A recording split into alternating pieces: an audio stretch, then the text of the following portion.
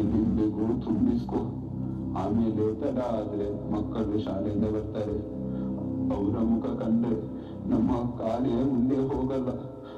ಬಾ.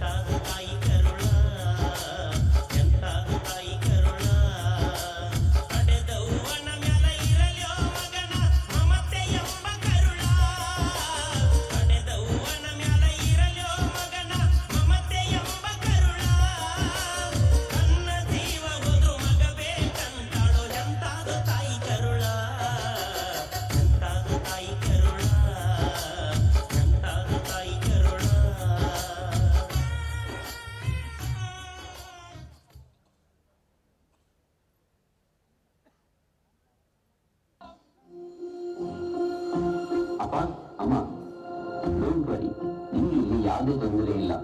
ನಿಮ್ಮ 6 ತಿಂಗಳ ಫೀಸನ್ನು ನಾನು ಭರಿಸಿದ್ದೇನೆ. ನಿಮ್ಗೆ ಏನಾದ್ರೂ ತೊಂದರೆ ಆದ್ರೆ ನಂಗೆ ಫೋನ್ ಮಾಡಿ. ಮಕ್ಕಳನ್ನು ನೋಡ್ಲಿಕ್ಕೆ ಆಸೆ, ಅವರ ಜೊತೆ ಇರೋಕೆ. ಯಾಕೆ ಹಾಗೆ ಮಕ್ಕಳ ಹಾಗೆ ಹಠ ಮಾಡ್ತೀರಾ ಅಪ್ಪ? ನೆಕ್ಸ್ಟ್ ಟೈಮ್ ಬರ್ಬೇಕಾದ್ರೆ ಮಕ್ಕಳನ್ನು ಕರ್ಕೊಂಡು ಬರ್ತೇನೆ. ಹೋಗಿ ನೀವು, ನನಗೆ ಲೇಟ್ ಆಗ್ತಿದೆ.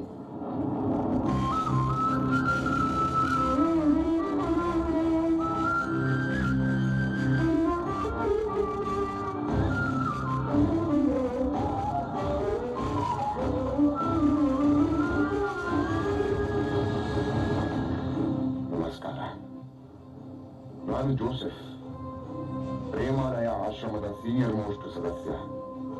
ಈ ಆಶ್ರಮದ ಎಲ್ಲಾ ಸದಸ್ಯರ ವಿಚಾರ ಗೊತ್ತಿರುವುದು ನನಗೊಬ್ಬನಿಗೆ ಮಾತ್ರ. ಒಂದು ನಿಮಿಷ, ನಮ್ಮ ಆಶ್ರಮದ ಸದಸ್ಯರನ್ನು ನಿಮಗೆ ಪರಿಚಯ ಮಾಡಿಸ್ತೀನಿ. ಪ್ರೇಮಾಲಯದ ಎಲ್ಲ ಪ್ರೇಮಪುತ್ರರು ಬನ್ನಿ, ಇಲ್ಲಿಗೊಂದ್ಸಲ. ನಮ್ಮ ಮನೆಗೆ ಹೊಸ ಸದಸ್ಯರು ಬಂದಿದ್ದಾರೆ, ಬೇಗ ಬನ್ನಿ.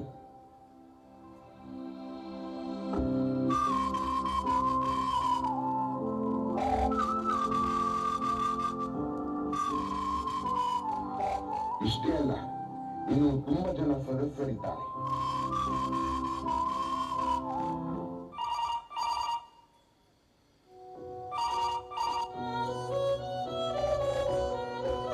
ಏನ್ ಶಾರದಮ್ಮ, ಮಗ ಕಾಲ್ಗೆ ಸಿಕ್ಕಿದ್ನ? ಪಾಪ, ನನ್ ಮಗನ್ಗೆ ತುಂಬಾ ಕೆಲ್ಸ ಇರ್ಬೇಕು. ಬ್ಯುಸಿ ಇದ್ದಾನೆ ಅನ್ಸುತ್ತೆ, ಫೋನ್ ತೆಗಿತಾ ಇಲ್ಲ. ಅವನು ಬ್ಯುಸಿ ಇದ್ದದಕ್ಕೆ ಅಲ್ವಾ ನಿಮ್ಮನ್ನ ಇಲ್ಲಿಗೆ ಸೇರಿಸಿದ್ದು.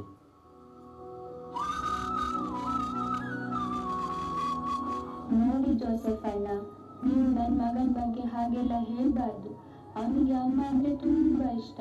ಪರಿಸ್ಥಿತಿಗೆ ಕಟ್ಬಿದ್ದು ನನ್ನ ಇಲ್ಲಿ ಬಿಟ್ಟು ಹೋಗಿದ್ದಾನೆ. ನೋಡ್ತಾ ಇರಿ, ನನ್ನ ಕರ್ಕೊಂಡು ಹೋಗೇ ಹೋಗ್ತಾನೆ. ಹಾ, ಏನ್ ಹೇಳಿ ನಿಮಗೆ?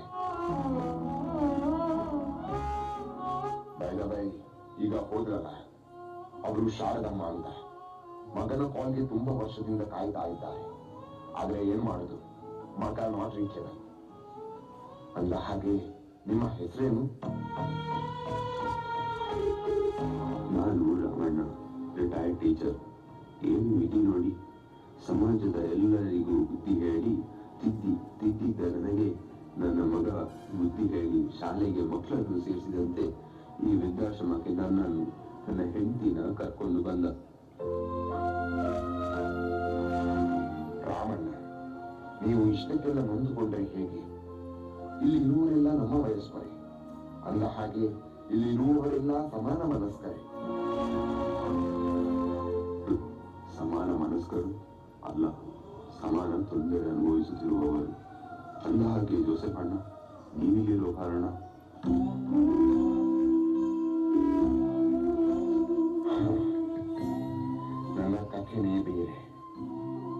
ನನಗೆ ಗಂಡು ಮಕ್ಕಳಿಲ್ಲ, 2 ಹೆಣ್ಣು ಮಕ್ಕಳೇ. ಪ್ರೀತಿಯಿಂದ ಬೆಳೆಸಿ ಒಳ್ಳೆ ಸಂಬಂಧ ನೋಡಿ ಮದುವೆ ಮಾಡಿಸಿಬಿಟ್ಟೆ. ಆದ್ರೆ ನನ್ನವಳು ತೀರಿಕೊಂಡ ಮೇಲೆ ಪರಿಸ್ಥಿತಿ ಬದಲಾಯಿತು. ಕೊನೆಗೆ ಒಂದು ತೀರ್ಮಾನಕ್ಕೆ ಬಂದೆ. ಈ ಪ್ರೇಮಾಲಯ ಸೇರಿದೆ.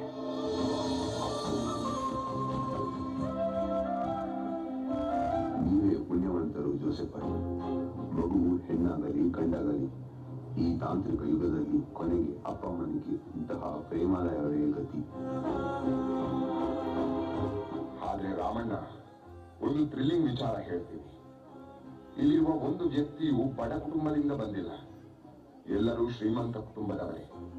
ಮಕ್ಕಳು ಬೇರೆ ಬೇರೆ ದೊಡ್ಡ ಕೆಲಸದಲ್ಲಿರುವ ಡಾಕ್ಟರ್, ಇಂಜಿನಿಯರ್, ಬಿಸಿನೆಸ್ ಮಾಡುವವರ ತಂದೆ ತಾಯಿಗಳೇ.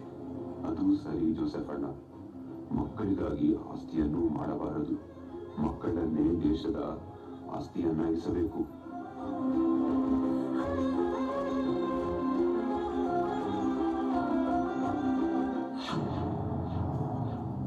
ಇಲ್ಲಿರುವ ಎಲ್ಲ ಯುವ ಪೀಳಿಗೆಗೆ ನನ್ನದೊಂದು ಮಾತು. ಒಂದು ಸಾರಿ ನಿಮ್ಮ ಬಾಲ್ಯವನ್ನು ನೆನಪು ಮಾಡಿಕೊಳ್ಳಿ. ನೀವು ಸಣ್ಣವರಿರುವಾಗ ನೀವಾಡುವ ಒಂದು ನುಡಿಗಾಗಿ ನಿಮ್ಮ ತಂದೆ ತಾಯಿ ಕಾತರದಿಂದ ಕಾಯ್ತಾ ಇದ್ರು. ನೀವು ಪುಟ್ಟ ಪುಟ್ಟ ಹೆಜ್ಜೆ ಇಟ್ಟು ನಡೆಯಬೇಕೆಂದಾಗ ಎಡವಿ ಬಿದ್ದಾಗ ನಿಮ್ಮ ತಂದೆ ತಾಯಿಯ ತೋಳುಗಳು ನೀವು ಬೀಳದಂತೆ ರಕ್ಷಣೆ ಮಾಡುತ್ತಿದ್ದವು. ಆದರೆ ನಿಮ್ಮ ತಂದೆ ತಾಯಿಗೆ ಪ್ರಾಯ ಆದಂತೆ, ವಯಸ್ಸು ಮುಗಿದಂತೆ, ಶಕ್ತಿ ಕುಂದಿದಂತೆ ಅವರು ಹೆಜ್ಜೆ ಇಡಲು ಕಷ್ಟಪಡುತ್ತಿರುವಾಗ ಅವರಿಗೆ ಬೇಕಾಗಿರುವುದು ಹಣವಲ್ಲ, ವೃದ್ಧಾಶ್ರಮವೂ ಅಲ್ಲ.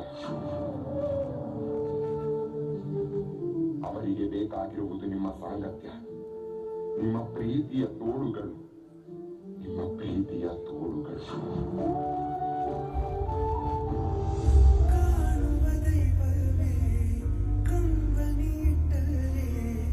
ಬದುಕಿಗೆ ಅರ್ಥ ಎಲ್ಲಿದೆ,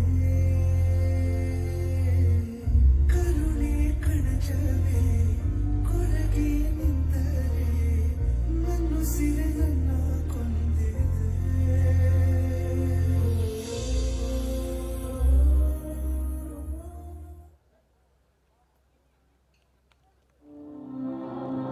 ಅಣ್ಣ, ಇವತ್ತೂ ಅಜ್ಜ ಅಜ್ಜಿ ಬರ್ಲಿಲ್ಲ. ಇವತ್ತೇ ಬರ್ತಾರೆ ಅಂತ ಅಪ್ಪ ಅಮ್ಮ ಹೇಳಿದ್ರು. ಮಕ್ಳೇ, ಯಾರನ್ನ ಹುಡುಕ್ತಾ ಇದ್ದೀರಾ? ಇವತ್ತು ಅಜ್ಜ ಅಜ್ಜಿ ಬರ್ತಾರೆ ಅಂತ ಹೇಳಿದ್ರಲ್ಲ, ಕಾಣ್ತಾನೆ ಇಲ್ಲ. ನಾವು ಸ್ಕೂಲ್ನಿಂದ ಎಷ್ಟು ಬೇಗ ಬಂದ್ವಿ ಅಂತ ಗೊತ್ತಾ? ಆದ್ರೆ ಇಲ್ಲಿ ನೋಡಿದ್ರೆ ಹೌದು, ಅಜ್ಜ ಅಜ್ಜಿ ಇರ್ತಿದ್ರೆ ಸಂಜೆ ಬರ್ಬೇಕಾದ್ರೆ ತಿಂಡಿ ಕೊಡ್ತಿದ್ರು, ನಮ್ ಜೊತೆ ಆಟ ಆಡ್ತಿದ್ರು, ಕತೆ ಹೇಳ್ತಿದ್ರು. ಆದ್ರೆ ಈಗ ಯಾರಿಲ್ಲ. ನೀವಂತೂ ಎಷ್ಟೊತ್ತು ನೋಡಿದ್ರು ಕೆಲ್ಸ ಅಂತ ಬ್ಯುಸಿ ಇರ್ತೀರಾ. ಹೌದು ಮಕ್ಕಳೇ, ಈಗಿನ ಕಾಲದಲ್ಲಿ ಜೀವನ ನಡೆಸೋಕೆ ಇಬ್ಬರು ದುಡಿಯುವುದು ಅನಿವಾರ್ಯ. ಹಾಗಂತ ಅಜ್ಜ ಅಜ್ಜಿನ ವೃದ್ಧಾಶ್ರಮಕ್ಕೆ ಕಳಿಸ್ಬೇಕಾ? ಅವರಿಲ್ಲದೆ ನಮಗೆ ಎಷ್ಟು ಬೇಜಾರಾಗ್ತಿದೆ. ನಮ್ಮನ್ನು ನೋಡದೆ ಹೇಗಿರ್ತಾರೆ ಅವರು? ನೀವು ಅದರ ಬಗ್ಗೆ ಯೋಚನೆ ಮಾಡಬೇಡಿ. ಅವರು ಅಲ್ಲಿ ತುಂಬಾ ಖುಷಿಯಾಗಿದ್ದಾರೆ. ಅವರಿಗೆ ತುಂಬಾ ಫ್ರೆಂಡ್ಸ್ ಇದ್ದಾರೆ. ಅಲ್ಲಿ ತುಂಬಾ ಚೆನ್ನಾಗಿ ನೋಡ್ಕೊಳ್ತಾರೆ. ನೀವು ತುಂಬಾ ತಲೆ ಕೆಡಿಸ್ಕೊಳ್ಬೇಡಿ. ನೀವು ಓದಿನ ಕಡೆ ಗಮನ ಕೊಡಿ. ನಾವು ಓದಿ ಏನಾಗ್ಬೇಕು? ಮಕ್ಳೇ, ನೀವು ಓದಿ ದೊಡ್ಡ ಕೆಲಸಕ್ಕೆ ಹೋಗ್ಬೇಕು. ನಾವಿಬ್ರು ಚೆನ್ನಾಗಿ ಓದಿ ಕೆಲಸ ತಗೊಂಡು ನಿಮ್ಮನ್ನು ವೃದ್ಧಾಶ್ರಮಕ್ಕೆ ಸೇರಿಸ್ಬೇಕಾ?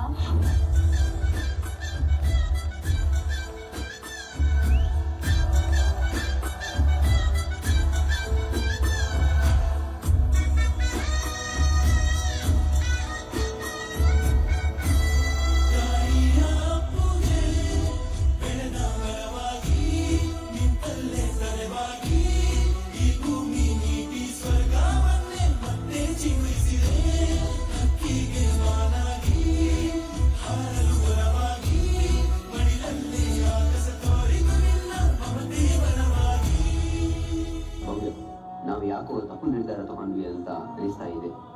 ಹೌದು ರೀ, ಮಕ್ಕಳು ಅಜ್ಜ ಅಜ್ಜಿನ ತುಂಬಾ ಹಚ್ಕೊಂಡಿದ್ದಾರೆ. ನಾವು ತಗೊಂಡ ನಿರ್ಧಾರದ ಉದ್ದೇಶವನ್ನೇ ಅವರು ತಪ್ಪಾಗಿ ತಿಳ್ಕೊಂಡಿದ್ದಾರೆ.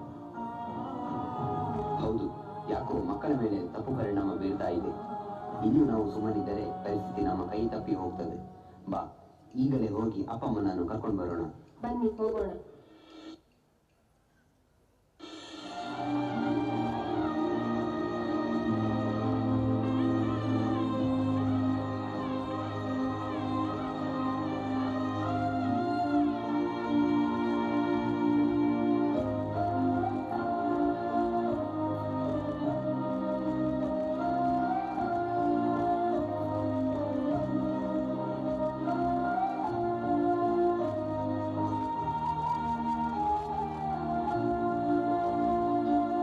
ಜೀವಿನ ಗೂಡು ನಾವೆಲ್ಲ ಬೇರೆಯಾದರೆ ಜೀವಿಲ್ಲ.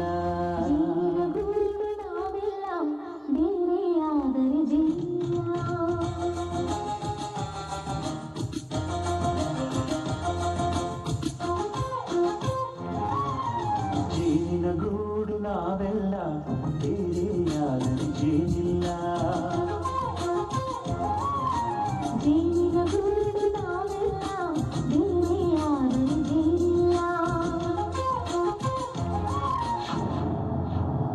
ತಂದೆ ತಾಯಿ ಎಂದರೆ ಕಣ್ಣಿಗೆ ಕಾಣುವ ದೇವರು.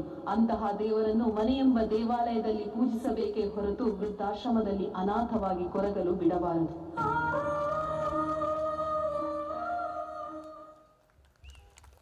That's a fantastic message.